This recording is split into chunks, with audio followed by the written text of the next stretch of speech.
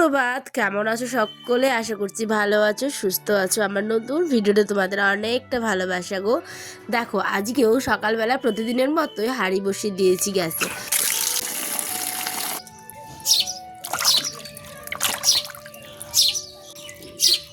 একটু একটু করে গরম পড়ছে বলে তাই ভাবলাম চলো, কেননা আজকে একটুখানি টমেটোর টক করি। টক বলতে কিন্তু কষা কষা টক না, এটা হচ্ছে একটুখানি টমেটোর ঝোল। আমার শ্বশুরবাড়িতে এসে আমি এটা প্রথম খেতে শিখেছি, জানো। আমি প্রথমে ভাবতাম মা টক মানে হচ্ছে যেটা আমরা চাটনি খাই টমেটোর, হয়তো সেইভাবে, কিন্তু না।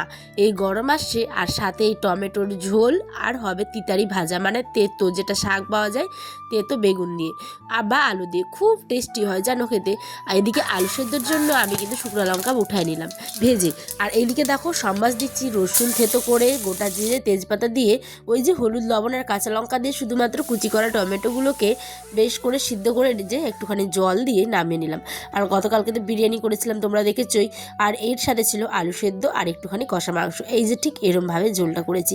গরম ভাতে যা লাগে না, দুর্দান্ত। বন্ধুরা দেখো, তোমরা যারা যারা হয়তো অনেকে খেতে পারো না কাঁচা টমেটো, তারা কিন্তু এরমভাবে ঝোল করে খেও, অসাধারণ লাগবে। তারপর আমাদের খাওয়া দাওয়া শেষ, বরমশাই কিন্তু চলে গেল হচ্ছে স্কুলে। আর এই দিকে দেখো আমি চলে এসেছি কিন্তু কিছু কাপড় মানে ভেজাতে। জানোই যে আমাদের প্রত্যেকের বাড়ির অবস্থা কিন্তু একদম খারাপ, মানে প্রত্যেকেরই অসুখ, আয়ানেরও অসুখ, আমারও আজকে গলা শুনে বুঝতেই পারছো জ্বর সর্দি প্রচণ্ড। আর আমার আয়নের বাবারও হচ্ছে পেটের সমস্যা। তো সেই কারণে আজকের রোজা আমরা দ্বিতীয় রোজাটাও করতে পারিনি, ঠিক আছে। এটা মানে আজকের ব্লগ শুক্রবারের, তোমরা পাবে হচ্ছে শনিবার। তো যাই হোক, কী করা যাবে, আল্লাহ যতদিন না একটু ঠিকঠাক হয় আমাদের শরীর স্বাস্থ্য, তো ততদিনে একটুখানি অসুবিধা। এই যে আয়নকে ওষুধ খাইয়ে দিচ্ছি কাশির, তারও প্রচণ্ড। আর গোটা রাতে কতবার যে উঠতে হয় বন্ধুরা, কি বলবো। এই যে আয়ন টয়লেট করে, আয়ন এটা করবে সেটা করবে, কাশি, রাত দুটো আড়াইটার সময় গরম জল করতে হয়। একটুখানি পরিবারটা আমার সুস্থ হোক, তারপরে আবার রোজা ধরবো। মানে 2-3টে রোজা আমার এরমই যাবে, জানো তো। মনটা ভীষণ খারাপ। এদিকে আমি বিছানার চাদরটা ঝেড়ে পেতে দিলাম, সকালবেলায় বিছানাটা গোছাতেই পারিনি। আর সকালটা যেহেতু রান্নাটাই করতে হয় আগে, তো ভাবি যে ওই চলে যাক, তারপরে আমি বাকি রান্নাগুলো করব। এখন হচ্ছে বিকেলবেলা, এখন আমি একটুখানি বাইরের দিকে ভয়েস দিচ্ছি, হয়তো তোমরা ব্যাকগ্রাউন্ডে একটু আওয়াজ পাচ্ছ, প্লিজ মেনটেন করে নিও। চলো, বিছানা গোছানো কিন্তু কমপ্লিট। এবারে আমি কিন্তু কিছু কাপড় ছিল আয়নের, ঠান্ডার যেগুলো কাপড় আর কি, একটু একটু করে গুছিয়ে গুছিয়ে কেচে কেচে তুলে রেখে দিচ্ছি। এদিকে আয়নের আবারও গত 2 দিন আগের ব্লগে তোমরা দেখেছো অনেক কাপড় কেচেছিলাম, আজকে সামান্য কিছু ছিল, তো ওগুলোকেও ধুয়ে দিলাম। আর আমার মাথাটা এত পরিমাণে ব্যথা করছিল আজকে সারাদিন, কোনো ভিডিও করিনি, কিচ্ছু না, আমি জানি না কী দিব। পুরো কপালটা মনে হচ্ছে ছুটে পড়ছে, ঘুমানোর জন্য চোখগুলো মানে একদম সইছে না। আর কিন্তু তারপরেও এডিট করি, তোমাদের জন্য দিই, শুধুমাত্র একটু তোমাদের ভালোবাসা পাবো বলে। তো আমার পরিবারের নতুন হলে প্লিজ আমার এই ছোট্ট পরিবারটার পাশে থেকো। তো এটাই বলার। আর রাত্রেবেলা কিন্তু ছিল হচ্ছে টাকি মাছ, মানে সাটি মাছের আলু টমেটো দিয়ে তরকারি, আর ছিল ভাত। পাতলা পাতলা করে আলুগুলো কেটে নিয়েছি, মাছগুলোকে একটু ফ্রিজ থেকে বের করে রেখেছিলাম কিছুক্ষণ, তারপরে কিন্তু ভেজে নিচ্ছি। তো পাতলা করে হলুদ লবণ দিয়ে একদম ঝোল করব, ঠিক আছে, বেশি মশলা না, কাঁচা লঙ্কা চিরেই করব।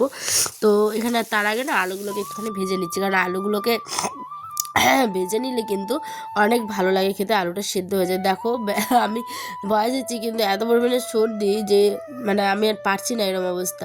তোমাদের কি বলবো, বোঝাতে পারছি না হয়তো। তো কী করা, এখানে মশলা টশলা কষিয়ে যে আলুটাকেও দিয়ে দিলাম। আর রাতে না হঠাৎ করে আসলো হচ্ছে পার্সেল আমাদের। তো আয়নার বাবা বলছে হঠাৎ করে কে এত উপহার পাঠাচ্ছে, তোমাকে চিনি না জানি না।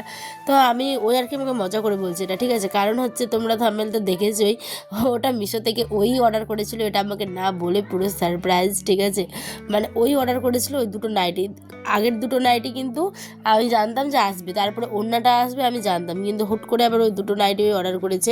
দেখো, গল্প করতে করতে তোমাদের সাথে কত তাড়াতাড়ি রান্না হয়ে যায়। তোমাদের সাথে গল্প করতে আসলে না আমার একদম কখন যে কাজগুলো নিমিষে হয়ে যায় বুঝতেই পারি না।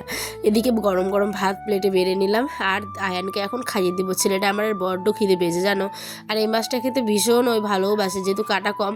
এইদিকে দেখো আমার ছেলে হা হয়ে আছে, মা খাবো। আমি চলো আব্বু তোমাকে এবার ভাত দিই। এখন বাজে 8:45 মতো।